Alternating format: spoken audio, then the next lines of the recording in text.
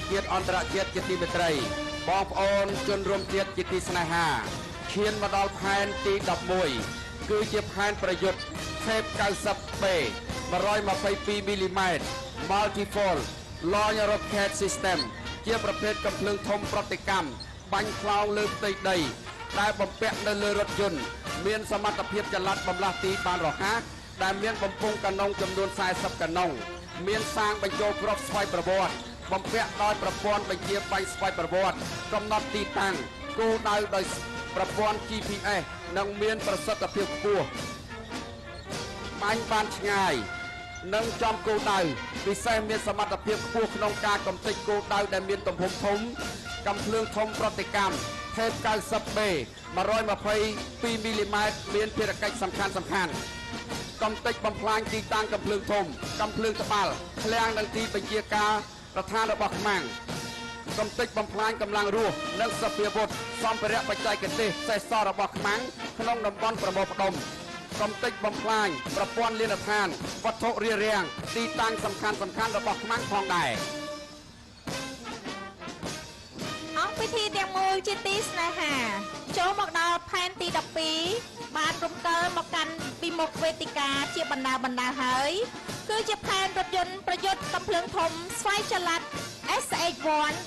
155 មីលីម៉ែត្រ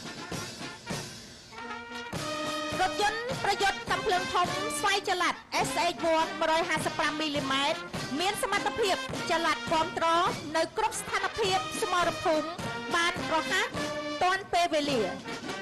វាបានបំពាក់ដោយប្រព័ន្ធគិតគូរទិន្នន័យនិងបញ្ជាបាញ់ស្វ័យប្រវត្តិរថយន្តប្រភេទនេះ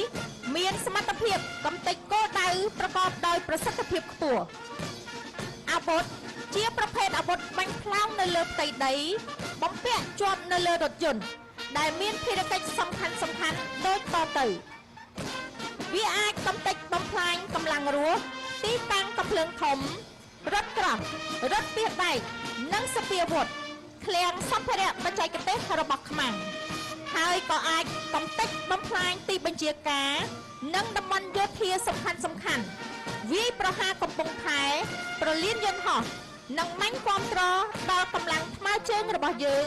នៅក្នុងការវាយលុកឬក៏ទប់ទល់ការពារទីតាំងផងដែរ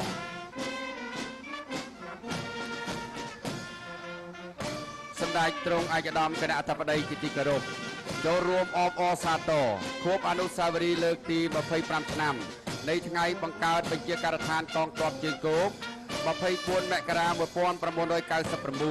24មករាឆ្នាំ2024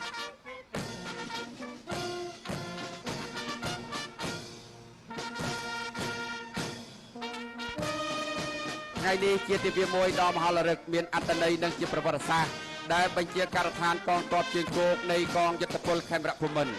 បានប្រារព្ធពិធីមីតិញរំលឹកខួបអនុស្សាវរីយ៍លើកទី25ឆ្នាំនៃថ្ងៃបង្កើតអង្គភាពរបស់ខ្លួនក្រោមអធិបតីភាពដ៏ខ្ពង់ខ្ពស់របស់សម្ដេចមហាបវរធិបតីហ៊ុនម៉ាណែតនាយករដ្ឋមន្ត្រីនៃប្រជាណាចក្រកម្ពុជាសម្ដេចទ្រង់ឯកឧត្តមគណៈអធិបតីឈានមកដល់ផែនទី13ផែនរថយន្តប្រយុទ្ធ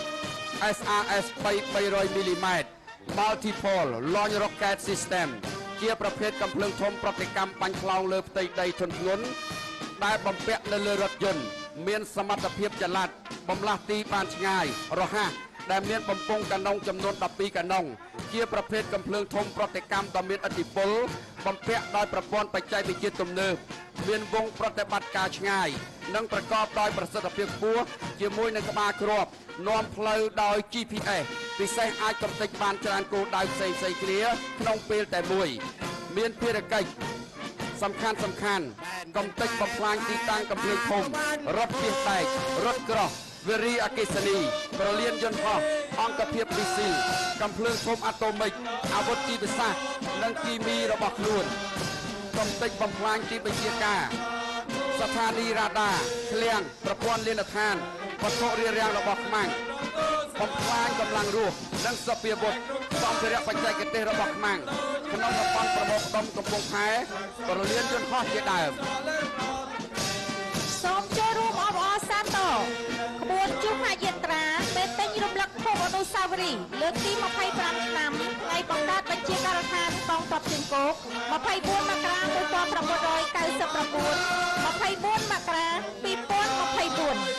2024